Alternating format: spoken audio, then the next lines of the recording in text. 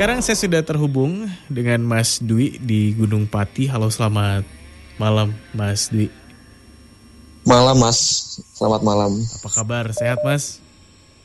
Alhamdulillah Mas, semua keluarga dan saya juga alhamdulillah sehat. Alhamdulillah ya. Musim hujan, jaga kesehatan terus. Mas Dwi, Amin Mas. tadi Iya. Saya percaya padamu lah Mas. Ya Mas. Iya Mas, siap. Silakan, boleh diceritakan. Sudah. Ya. Gini Mas, pengalaman cerita saya itu tahun 2002 Mas. Tahun 2002. Tahun 2002 itu saya itu lulus sekolah tahun 2002 ya waktu itu ya. Terus begitu lulus ijazah itu belum keluar.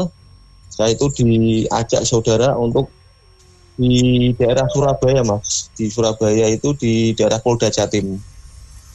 Di Polda Jatim. Saya selama di Polda Jatim ada 8 tahun saya di sana itu. 8 tahun saya selalu ke Semarang, ke Surabaya, Semarang, Surabaya karena dia kan itu kan seorang pejabat.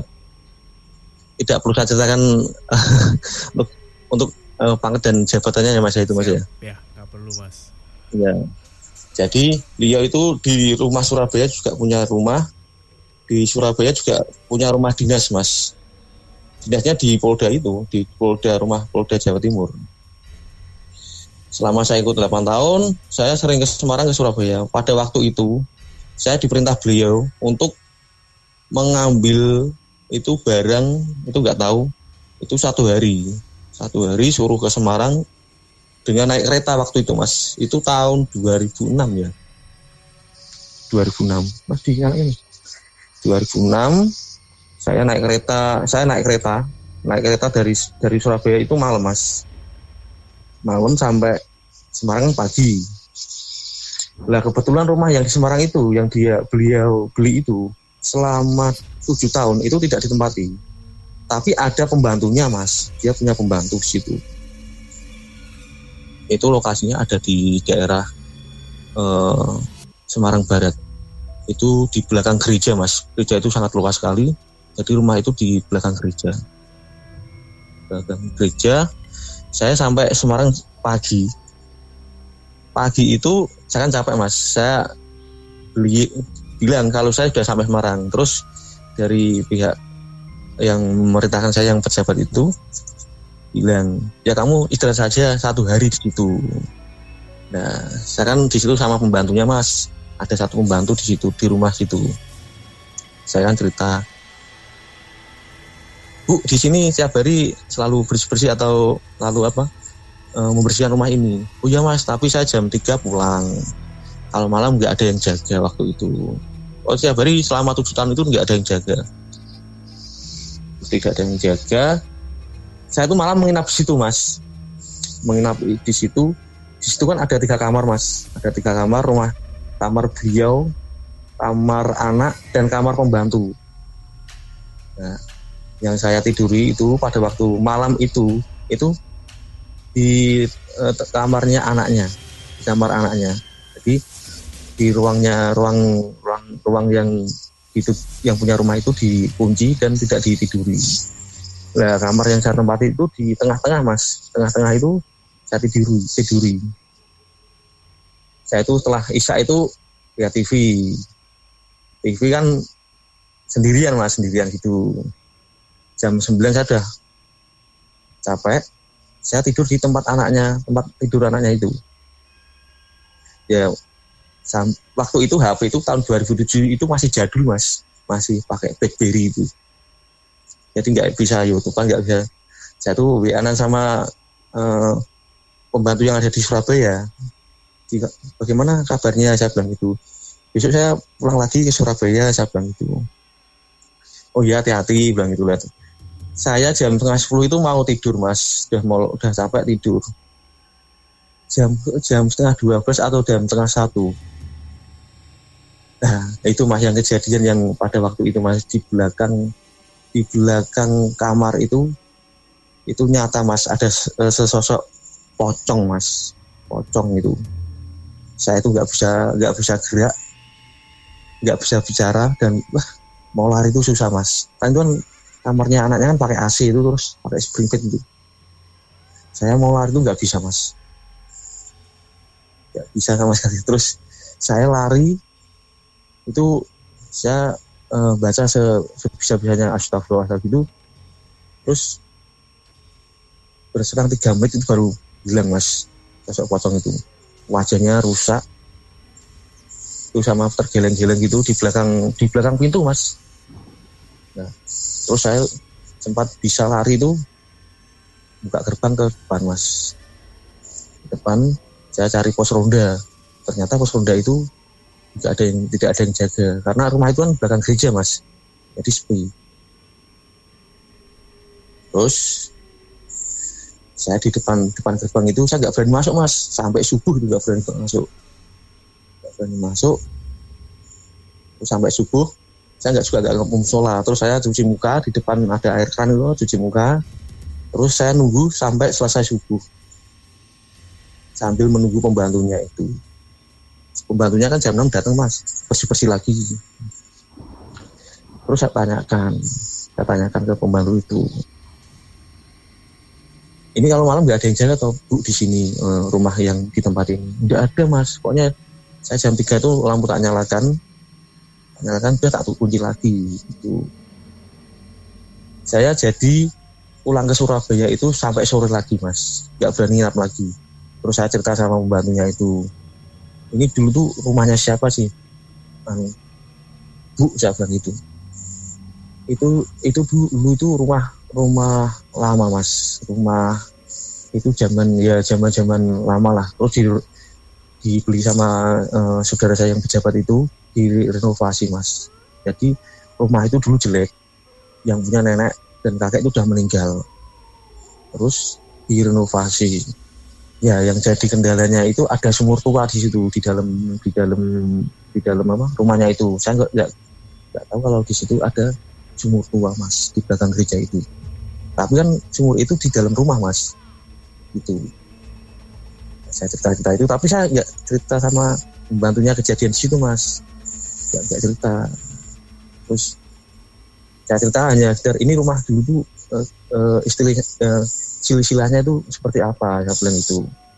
Ya silsilahnya itu ya rumahnya orang tua sudah meninggal, rumah zaman dahulu, rumah jelek, terus direnovasi sama saudara saya yang ada di Surabaya itu mas. Oke, Mas Dwi. Mungkin tadi saya sedikit ke skip gitu. Itu berarti rumah di Surabaya ya mas? Ya, yang di Semarang loh mas. Oh di Semarang, sorry itu yang di Semarang ya? Iya. Di daerah ini mas, Semarang Barat mas. Semarang Barat itu belakang gereja. Semarang Barat tuh berarti di daerah Ngalian, Krapyak gitu-gitu? Enggak. Ini daerah Candi Pawon. Oh, Manyaran ya? Manyaran mas, itu belakang gereja itu. Oke. Itu mas. Itu udah berapa lama mas kosong berarti? Sampai sekarang? Itu kalau sekarang sudah ditempati mas, karena kan dari suaminya sudah pindah ke Semarang dan suaminya sudah meninggal mas. Yang saudara saya yang pejabat itu sudah meninggal, terus ditempati sama anaknya sama ibunya. Yang ditinggal itu yang sekarang rumah yang Surabaya. Oke. Turut berduka ya mas ya. Itu 3 menit itu lama loh kalau misal melihat sosok lama mas astral kayak gitu. Saya itu sempat, dia itu di pojok pintu itu, saya sempat lihatin, saya nggak berani lihat mas, sudah nggak kuat saya nggak kuat. Terus saya menghadap di bawah tembok, saya ke tembok, saya kira udah hilang mas, ternyata masih di situ mas, di situ sambil menggeleng-gelengkan kepala itu, geleng-gelengkan kepala terus itu, wajahnya amit-amit mas, ya Allah itu hancur mas, hancur. Saya tuh baru kali itu mas dilihatin sosok kayak gitu, baru kali itu selama saya itu sampai 35 tahun. Dan baru padahal itu. Waktu itu juga gak kepikiran ke arah sana ya? Enggak mas, enggak ada. Rumah itu bersih mas, rumah itu kan memang rumah dikosongan, tapi tiap hari dibersihkan sama penghuninya, sama pembantu mas. Terawat pembantu ya. Terawat mas tiap hari. Jadi itu kan ada foto-foto, ada apa kan, itu kan dia rumah itu kan sewaktu singgah dia pulang dari Surabaya kan sudah bersih mas. Ya, kita kan nggak sana kan pasti ada acara apa mungkin di Polda sini langsung pulang gitu, itu rumah sudah ready, sudah bersih gitu, nggak kotor. Kalau boleh diulangin lagi tuh waktu itu jam 3 pagi lihat sosok itu, tapi posisinya mas sudah sempat tidur ya atau jam tengah satu mas? Begadang. Tengah satu. Oh sorry. Ya itu mau tidur. Ya, itu kan dulu kan jam 9:30 saya kan sudah lelah mas, beanan sama pembantu yang di Surabaya. Waktu itu kan belum ada HP yang bagus kan mas, adanya BlackBerry itu, adanya kan apa dulu tuh SMS gitu ya, SMS waktu 2000 kan SMS itu, SMS sama pembantu sana. Ini bapak juga belum pulang, masih ada rapat di hotel Marriott apa ya di Surabaya itu, hotel Marriott itu. Terus ini saya juga sendirian ini apa, karena di rumah sepi, nggak ada yang nemanin gitu waktu itu. Terus ya udah tidur, besok pulang lagi ke Surabaya. Ternyata saya jam 10 mau tidur mas.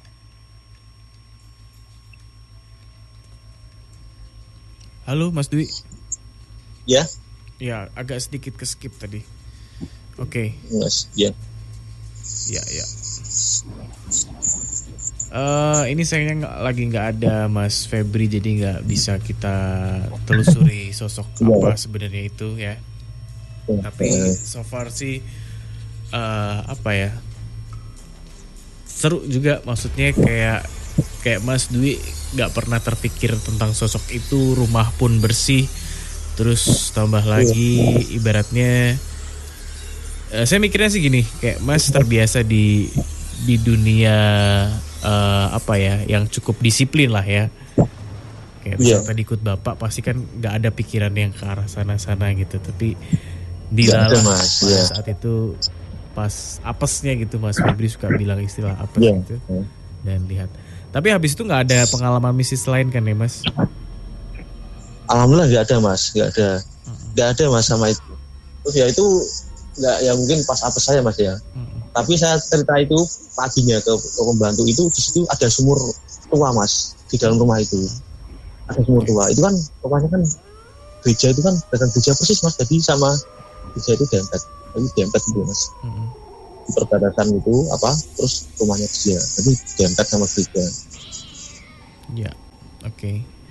Mas Dwi, terima kasih banyak ceritanya. Maybe next time kalau ada pengalaman mistis lagi boleh diceritain lagi ya. Mas. Kalau ada Mas Febri bisa jauh lebih seru lagi. Thank you, selamat malam, selamat istirahat. Malam mas. Oke mas, terima kasih mas. Terima kasih.